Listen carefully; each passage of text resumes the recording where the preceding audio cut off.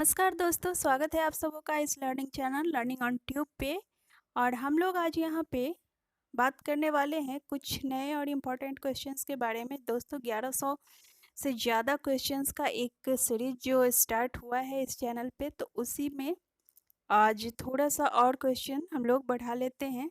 उस दिन हम लोगों ने 80 क्वेश्चंस किए थे, आज हम लोग चलेंगे 81 से 120 तक। ठीक है। और अगर आप लोगों ने अभी तक मेरा चैनल सब्सक्राइब नहीं किया है तो प्लीज़ मेरे चैनल को सब्सक्राइब कर लीजिए लर्निंग ऑन ट्यूब को, और बेल आइकन भी दबा दीजिए। ठीक है। तो चलिए आगे बढ़ते हैं इस चैनल पे। आगे बढ़ते हुए हम लोग आज चलेंगे 81 नंबर क्वेश्चन से 120 नंबर तक। ठीक है। और इसके बाद फिर आगे कंटिन्यू होता रहेगा। और साथ ही एनसीईआरटी वाले भी इसमें एनसीईआरटी के जो भी नोट्स होते हैं, नोट्स क्या एमसीक्यूज़ में डालती हूँ, तो एमसीक्यूज़ एनसीईआरटी के इस पे आते रहेंगे टाइम टू टाइम। क्लास 12 के और क्लास 12 का भी हिस्ट्री चल रहा है और क्लास 9 का जियोग्राफी चल रहा है। तो अगर आप सब क्लास 12 और क्लास 9 के जो भी हो सब्जेक्ट, इससे अगर लाभ लेना चाहते हैं तो प्लीज़ इस चैनल को सब्सक्राइब कीजिए और बेल आइकन दबाइए। चलिए स्टार्ट करते हैं। क्वेश्चन नंबर 81 है, संविधान लागू होने के उपरांत किस मौलिक अधिकार पर सबसे अधिक मुकदमेबाजी हुई है। ठीक है। यह मौलिक अधिकार था संपत्ति का अधिकार, जिसमें हम लोग इससे संबंधित बहुत सारे वाद हम लोग देख लेंगे आगे के वीडियोस में। इससे संबंधित मैं डालूंगी, हालांकि अब इससे क्वेश्चंस आते नहीं हैं, तो चलिए डालने का भी कोई फ़ायदा है नहीं। संविधान लागू होने के उपरांत किस मौलिक अधिकार पर सबसे अधिक मुकदमेबाजी हुई है, तो सबसे ज़्यादा जो मुकदमेबाजी हुई है वह था संपत्ति का अधिकार। ठीक है। नेक्स्ट क्वेश्चन की ओर बढ़ेंगे हम लोग। क्वेश्चन नंबर 81 है, सॉरी 82 है, संपत्ति के अधिकार को मौलिक अधिकार की सूची से किस संशोधन के द्वारा हटाया गया।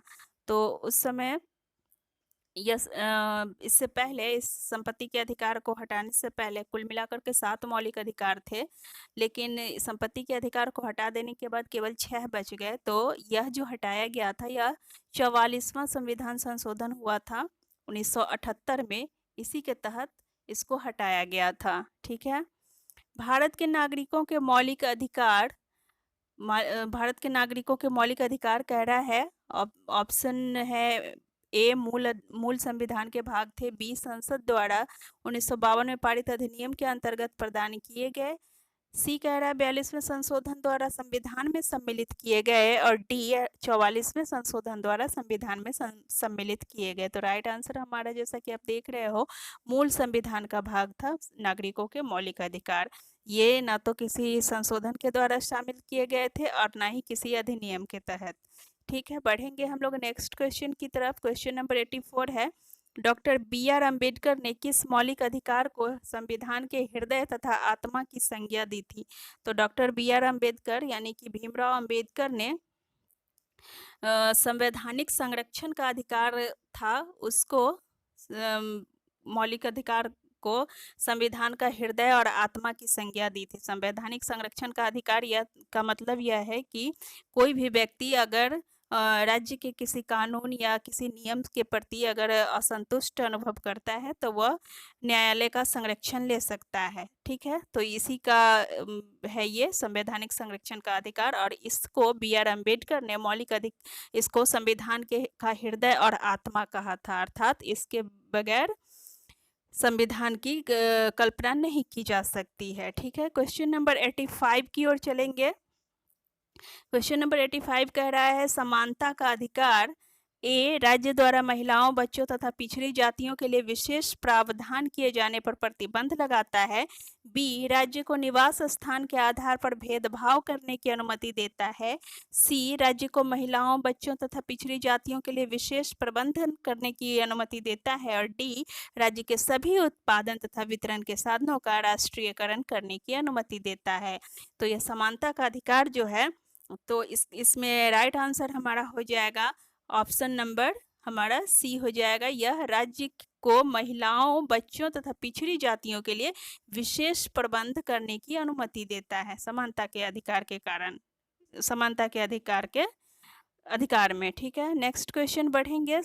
क्वेश्चन नंबर 86, स्वतंत्रता के अधिकार को किस आधार पर सीमित किया जा सकता है? स्वतंत्रता के अधिकार को किस आधार पर सीमित किया जा सकता है? तो राइट आंसर हमारा हो जाएगा, यहाँ पे कई सारे ऑप्शंस दिए गए हैं, तो ऑप्शन के अकॉर्डिंग हमारा उपरोक्त सभी के आधार पर, अर्थात राज्य की सुरक्षा के हित में है, स्वतंत्रता के अधिकार को सीमित किया जा सकता है, दूसरे देशों के साथ मित्रतापूर्ण संबंध बनाने के लिए भी सीमित किया जा सकता है, और सार्वजनिक व्यवस्था के लिए भी सीमित किया जा सकता है। तो राइट आंसर हो जाएगा 86 का डी। चलेंगे नेक्स्ट क्वेश्चन की ओर। संविधान के अनुच्छेद 19 में दी गई स्वतंत्रताओं में से कौन सी स्वतंत्रता को समाप्त कर दिया गया है? ठीक है, क्या पूछ रहा है? संविधान के अनुच्छेद 19 में दी गई स्वतंत्रताओं में से कौन सी स्वतंत्रता को समाप्त कर दिया गया है? तो राइट आंसर है संपत्ति प्राप्त करने, उसे रखने तथा उसे बेचने अथवा दूसरों को देने की जो स्वतंत्रता थी, इसको समाप्त कर दिया गया है। ठीक है, संवैधानिक संशोधन 1978 के द्वारा। ठीक है, आगे बढ़ेंगे हम लोग।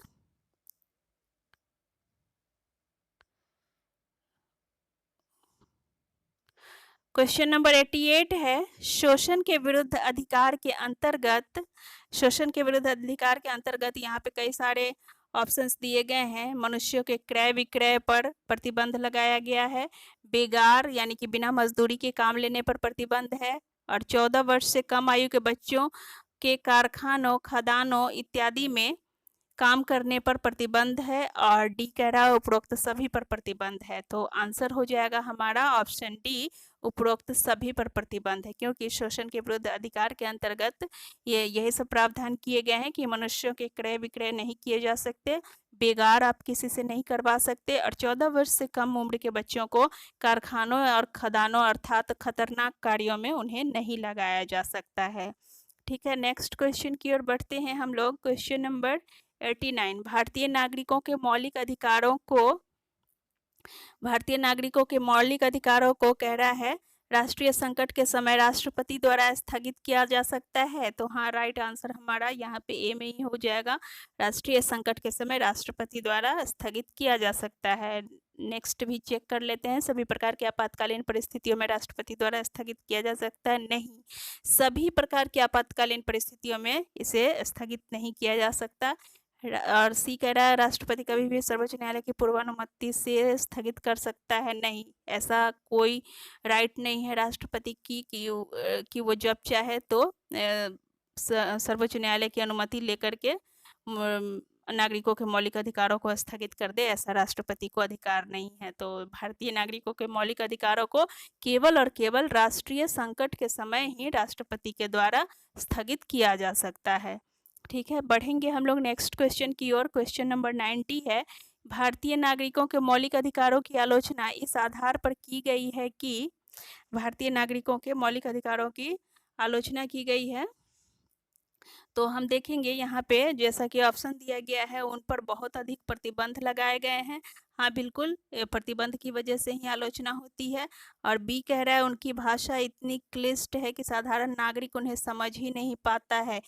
हाँ, इसके आधार पर भी है, थोड़ी सी आलोचना इसके आधार पर भी होती है। और सी कह रहा है वो असीमित है, नहीं, मौलिक अधिकार असीमित नहीं है नागरिकों के। ठीक है, तो राइट आंसर हमारा हो जाएगा ए और बी। ठीक है, तो इस तरह से यहाँ पे ऑप्शन डी हमारा सही है। ठीक है, आगे बढ़ेंगे हम लोग। निवारक निरोध अधिनियम किस अधिकार पर प्रतिबंध लगाता है? निवारक निरोध अधिनियम जो है वह प्रतिबंध लगाता है स्वतंत्रता के अधिकार पर प्रतिबंध लगाता है। निवारक निरोध अधिनियम स्वतंत्रता के अधिकार पर प्रतिबंध लगाता है। क्वेश्चन नंबर 92 की तरफ चलेंगे। 92 कह रहा है नागरिकों के मौलिक अधिकारों पर न्यायसंगत प्रतिबंध लगाने का अधिकार किसे प्राप्त है? तो न्यायसंगत प्रतिबंध लगा सकता है केवल और केवल संसद। ठीक है, यह निर्णय करने का अधिकार किसे है कि नागरिकों के मौलिक अधिकारों पर लगाए गए प्रतिबंध उचित हैं अथवा नहीं?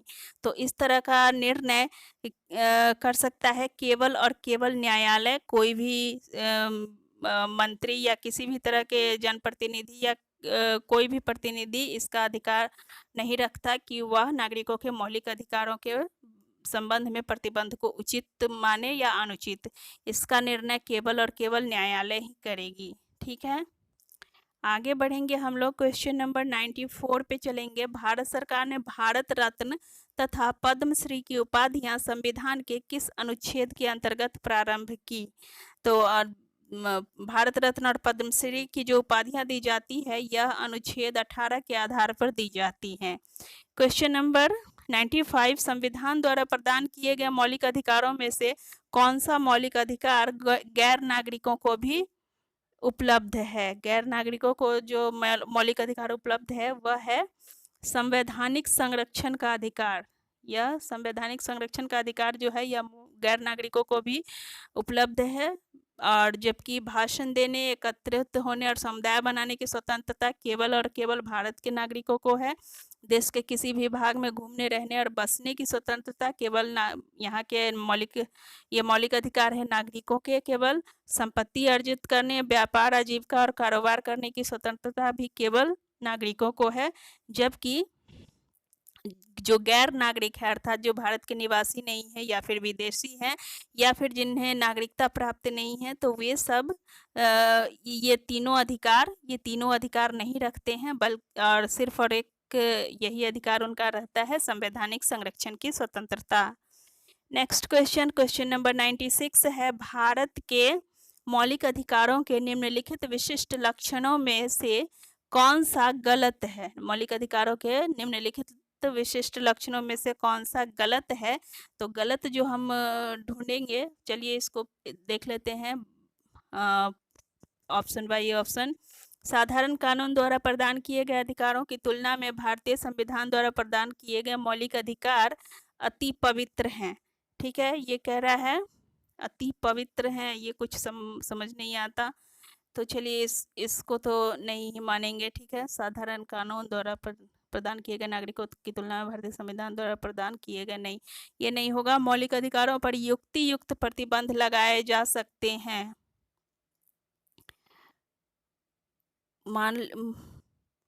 युक्तियुक्त प्रतिबंध लगाए जा सकते हैं, बिल्कुल सही। मौलिक अधिकार न्याय संगत है तथा उन्हें सर्वोच्च न्यायालय के माध्यम से लागू कराया जा सकता है, यह भी सही है। और एक बार और ए को चेक कर लेते हैं। साधारण कानून द्वारा प्रदान किए गए अधिकारों की तुलना में भारतीय संविधान द्वारा प्रदान किए गए मौलिक अधिकार अति पवित्र हैं। हाँ, ये भी होगा, अति पवित्र है, अर्थात तो उससे ज़्यादा वैल्यूएशन है इसकी साधारण कानून की अपेक्षा। भारतीय संविधान द्वारा जो मौलिक अधिकार प्रदान किए गए हैं नागरिकों को, वह ज़्यादा वर्दी हैं। तो ये तीनों हमारा सही हो जाएगा। ए भी है सही, बी भी सही है और सी भी सही है।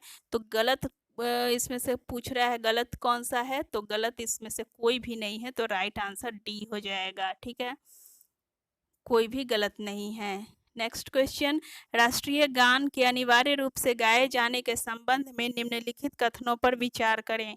यह राष्ट्रीय गान के अनिवार्य रूप में गाए जाने के संबंध में यह भाषण देने तथा विचार व्यक्त करने की स्वतंत्रता का उल्लंघन होगा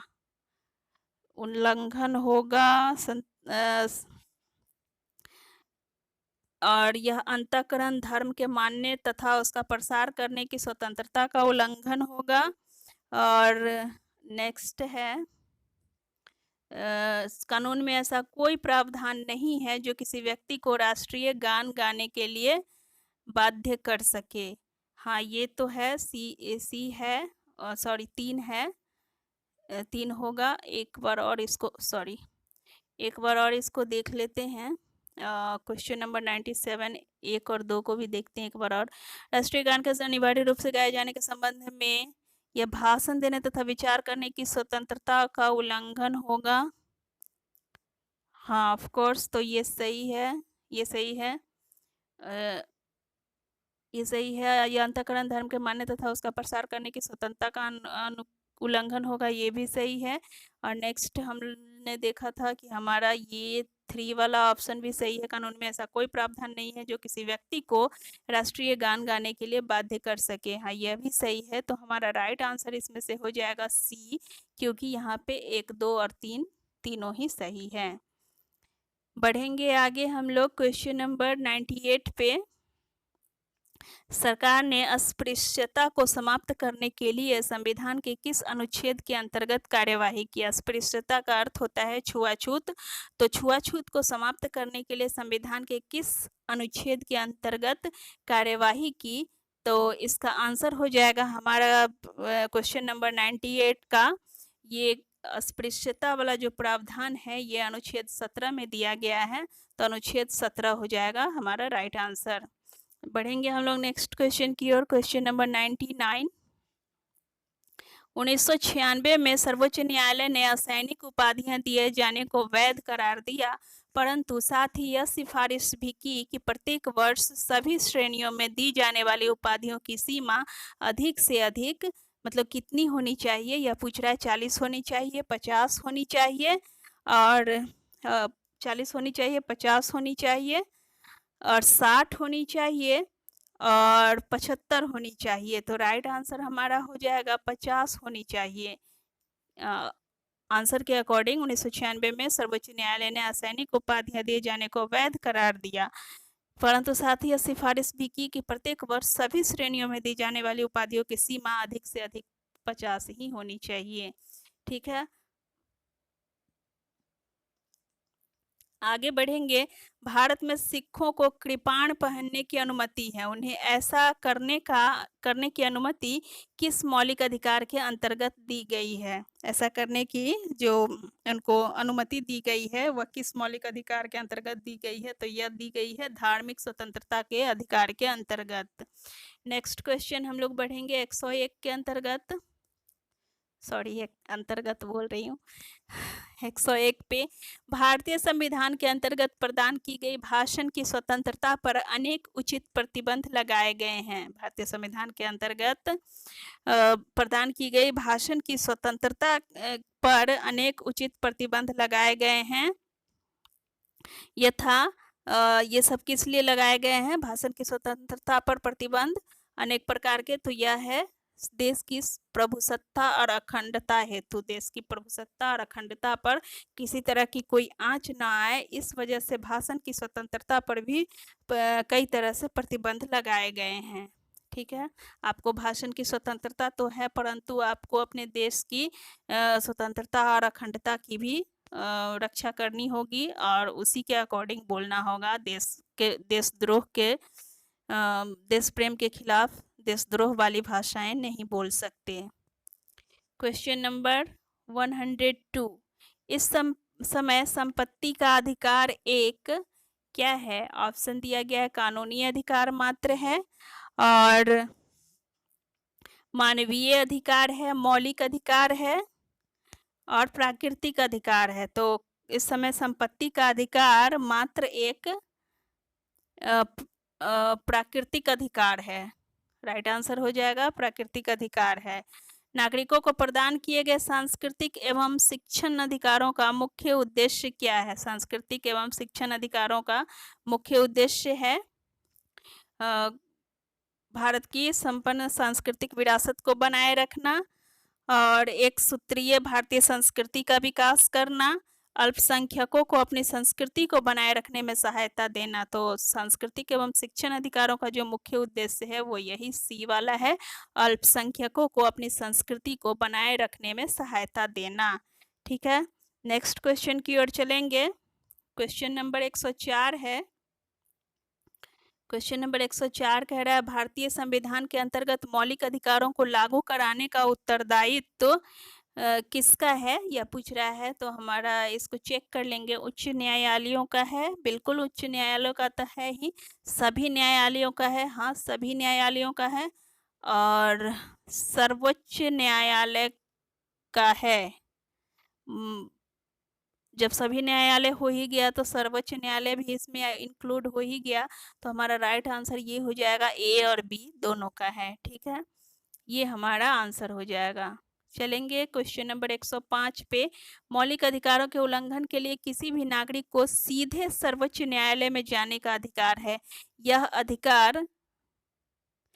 अधिकार उसे किस अनुच्छेद के द्वारा दिया गया है? तो अभी हमने पढ़ा था संवैधानिक संरक्षण के अधिकार के संबंध में, तो यह संवैधानिक संरक्षण का अधिकार जो है यह अनुच्छेद 32 में दिया गया है। तो अनुच्छेद 32 के अकॉर्डिंग ही मौलिक अधिकारों का अगर किसी भी नागरिक का मौलिक अधिकार का उल्लंघन होता है तो वह सीधे सर्वोच्च न्यायालय में जा सकता है, और यह अधिकार उसे अनुच्छेद 32 के द्वारा दिया गया है। ठीक है, क्वेश्चन नंबर 106 पे चलेंगे हम लोग। नागरिकों के मौलिक अधिकारों को संसद 2/3 बहुमत से स्थगित कर सकती है, और राष्ट्रपति राष्ट्रीय संकट के समय स्थगित कर सकता है। हाँ, ये होगा, नागरिकों के मौलिक अधिकारों को राष्ट्रपति राष्ट्रीय संकट के समय स्थगित कर सकता है। अभी हमने पढ़ा था पिछले क्वेश्चन में। तो राष्ट्रपति राष्ट्रीय संकट के समय मौलिक अधिकारों को स्थगित कर सकता है। संसद इसको 2/3 बहुमत से स्थगित नहीं कर सकती। सर्वोच्च न्यायालय भी स्थगित नहीं कर सकता है। नेक्स्ट है, मौलिक अधिकारों को लागू करने के लिए न्यायपालिकाएं जो है मौलिक अधिकारों को लागू करने के लिए लेख जारी कर सकती हैं। ठीक है, बढ़ेंगे हम लोग नेक्स्ट क्वेश्चन नंबर 8 की तरफ। 108 1 मिनट। संविधान द्वारा प्रदत्त किस मौलिक अधिकार के अंतर्गत मनुष्यों के क्रय विक्रय पर प्रतिबंध लगाया गया है? जैसा कि अभी हमने पढ़ा था, क्रय विक्रय का जो है यह शोषण के विरुद्ध अधिकार के अंतर्गत आता है। ठीक है, तो राइट आंसर हमारा बी हो जाएगा, शोषण के विरुद्ध अधिकार। Next question number 109। भारतीय संविधान के अंतर्गत कानूनी समानता से हमारा अभिप्राय है कि कानूनी समानता से अभिप्राय यह है कि समान व्यक्तियों में समानता तथा असमान व्यक्तियों में असमानता होनी चाहिए। ठीक है, और बाकी ये राज्य अलग अलग श्रेणियों के लोगों के लिए अलग कानून नहीं बना सकता।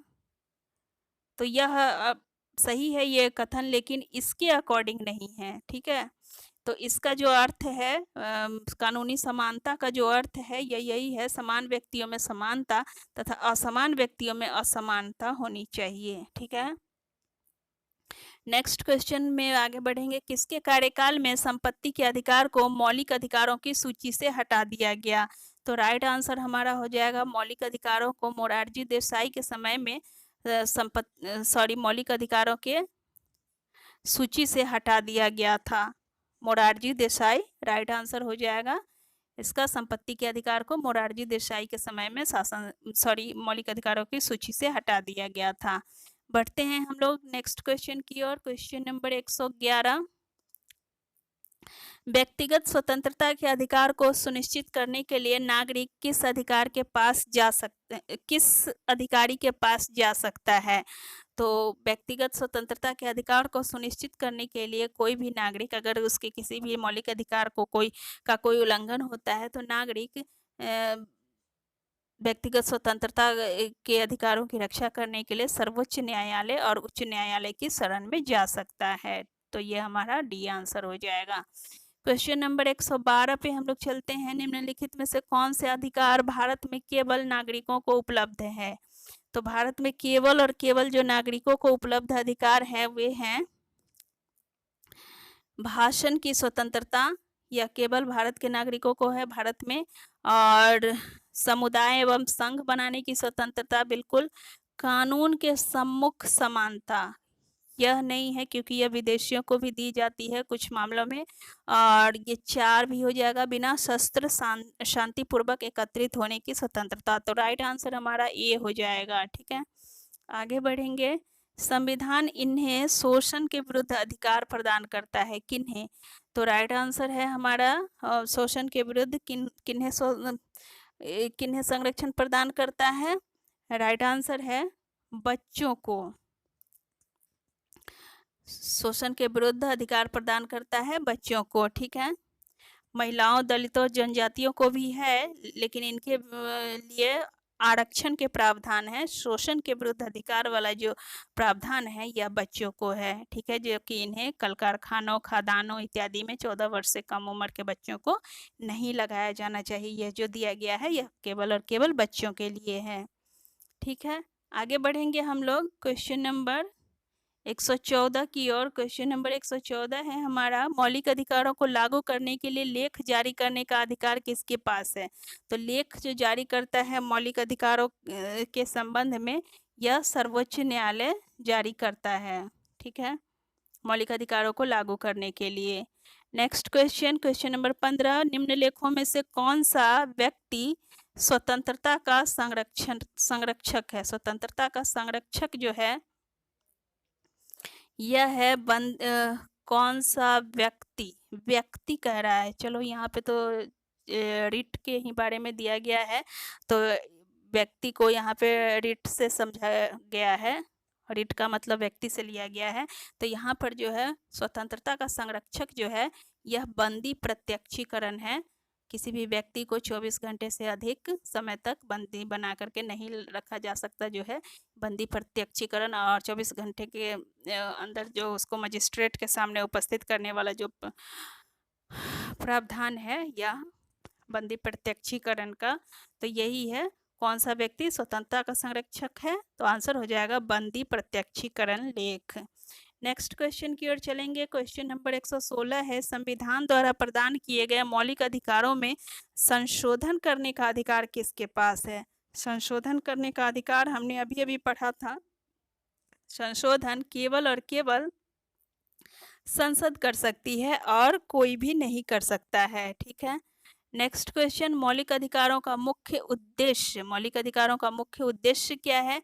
तो मौलिक अधिकारों का जो मुख्य उद्देश्य है वह है व्यक्ति की स्वतंत्रता को सुनिश्चित करना। मौलिक अधिकार व्यक्ति की स्वतंत्रता को सुनिश्चित करता है। नेक्स्ट क्वेश्चन, क्वेश्चन नंबर 118 पे आ गए हम लोग। भारत के संविधान के अंतर्गत किसी भी नागरिक को कह रहा है कि किन्हीं परिस्थितियों में भी उसके जीवन तथा स्वतंत्रता से वंचित नहीं किया जा सकता, और राष्ट्रपति द्वारा आपातकालीन परिस्थिति में उसके जीवन और स्वतंत्रता से वंचित किया जा सकता है, यह भी नहीं होगा। और केवल विधि द्वारा निर्धारित रीति के अनुसार जीवन तथा स्वतंत्रता से वंचित किया जा सकता है, ये सही है। ठीक है, किन्हीं परिस्थितियों में जो यहाँ पे कह रहा है तो यह नहीं होगा। बिल्कुल संविधान दंड दे सकता है नागरिक को, और यहाँ तक कि जीवन और स्वतंत्रता से भी वंचित कर सकता है, लेकिन उसके लिए कुछ अलग प्रोविज़न है। राष्ट्रपति आपातकालीन में जीवन और स्वतंत्रता के अधिकार से वंचित नहीं कर सकता, तो यह भी नहीं होगा। और जब सी है, केवल विधि द्वारा निर्धारित रीति के अनुसार जीवन तथा स्वतंत्रता से वंचित कर सकता है, तो हमारा राइट आंसर 118 का सी हो जाएगा। आगे बढ़ेंगे। क्वेश्चन नंबर 119 अर्थात 119, बंदी प्रत्यक्षीकरण अभिलेख। बंदी प्रत्यक्षीकरण अभिलेख जो है यह एक उच्च न्यायालय द्वारा निम्न न्यायालय को जारी किया जाता है और उसे आदेश दिया जाता है कि इस मामले को संपूर्ण रिकॉर्ड से नहीं, यह नहीं है। और यह उच्च न्यायालय द्वारा दिया गया आदेश है जिसके माध्यम से बंदी द्वारा बनाए गए किसी व्यक्ति को उसके सम्मुख प्रस्तुत करने के लिए कहा जाता है, यह है। तो ये नहीं हुआ, बी है। एक उच्च न्यायालय द्वारा निम्न न्यायालय को दिया गया आदेश है, और बाकी सब तो होगा ही नहीं। जब राइट आंसर हमारा चुना जा चुका है तो दूसरा पढ़ने की जरूरत ही नहीं है। ठीक है, 119 हो गया। अब आते हैं 120 पे।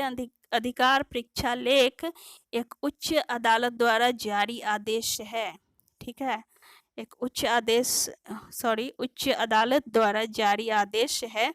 तो इसमें पूछ रहा है जिसके द्वारा वह किसी व्यक्ति को पूछ सकता है कि किस प्रकार उसने कानून के विरुद्ध पद या अधिकार प्राप्त किया हुआ है। बिल्कुल ये सही है, अधिकार परीक्षा में यही बात है, और बाकी जो है ये सब गलत है, तो बाकी पढ़ने का क्या फ़ायदा। तो ये थे हमारे आज के क्वेश्चंस। ठीक है, बाकी के क्वेश्चंस के लिए आप सुनते रहिए लर्निंग ऑन ट्यूब। और अगर अभी तक आपने मेरे इस चैनल को सब्सक्राइब नहीं किया है तो प्लीज़ सब्सक्राइब कर लीजिए और बेल आइकन भी दबा दीजिए। और इस पर हमेशा आपके एग्ज़ाम से रिलेटेड कंटेंट्स आते रहते हैं। साथ ही एनसीईआरटी के जितने भी क्वेश्चंस होते हैं पर चैप्टर मैं क्वेश्चंस खुद तैयार करके उनको इन सारे क्वेश्चन को असेंबल करके फिर आपके लिए वीडियो बना के लाती हूँ। तो आप प्लीज़ इस चैनल को सब्सक्राइब करो और मुझे मोटिवेट करो, और लास्टली अपने दोस्तों के साथ शेयर भी करो और मुझे कमेंट और लाइक भी ज़रूर करो। Thank you. मिलते हैं एक अगली वीडियो में।